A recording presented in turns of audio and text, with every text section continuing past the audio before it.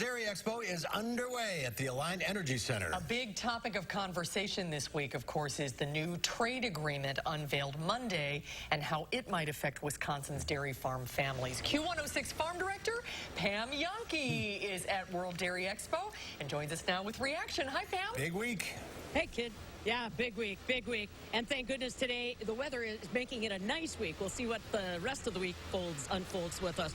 Yeah, here at World Dairy Expo, a lot of people are talking about the international trade situation. Obviously, the big discussion earlier this week about Canada adjusting its Class 7 milk price. But I want to give you a little perspective on just how many countries are literally involved in this show. I'm not talking just about the commercial exhibits, I'm talking about right here in the barn. I have met my new friend, Francisco Rodriguez. Now, he is not only a doctor of veterinary medicine, he is a perfect example of people attracted to World Dairy Expo. Now, tell us a little bit about yourself, Francisco. You're here at the show. You're also a dairy farmer, and some of these animals you've got ownership in. Tell me about that. Yes, thank you very much. And I was born in Colombia, South America. I came to the United States around 2011. And I had the opportunity through this show. I have been in this show several times when I was in Colombia, and having the opportunity to connect with dairy farmers from the United States, from Canada, and the passion for dairy farming and dairy cows, I saw the opportunity to get into the business. And through meeting great people and great partnerships, we have been able to get into some of the best genetics around the world. Yeah. So it's a fantastic opportunity. You've got a dairy of your own in Colombia still. Yeah. Together with my family, we own a 300-cow dairy down there in Colombia. And then, but you know what?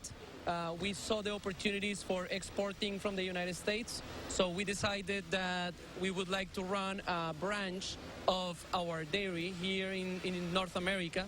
So we started called Ganado Genetics LLC out of here in Madison, Wisconsin. Yeah, right. And then that's how we do milking cows and genetics down in Colombia, Latin America.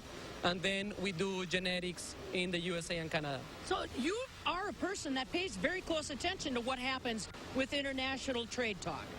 Yes, of course, this matters to all of us, right? Because today is just one globe, and whatever happens in Africa, Asia, or Latin America affects to what happens in the US, Canada, or Australia. Yeah. So we're one big globe. What's your market been like for genetics, Francisco, since all this trade talk stuff started happening, since Canada and the United States got in problems? No, I mean, I'm focused on my work. I'm focused on my farm. I'm focused on being more efficient every single day. So I think that there are many opportunities that I still find on my farm to be better. And that's what I'm focused at. Yeah, you know, honestly, Sue and Mark, that is something that you have to understand.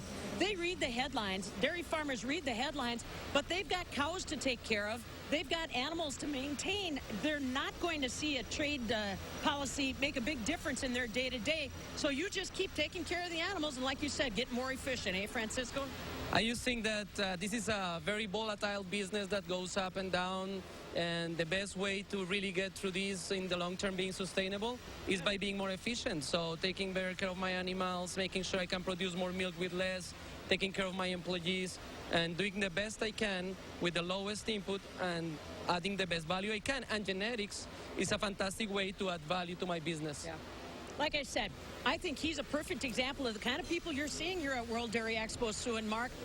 Colombian dairy farmer that's also got interest in the cattle here in the United States and Canada. Plus, he's also visiting with dairy farmers all around North America about robotics. So it is about efficiency. Like he said, can't change trade policy.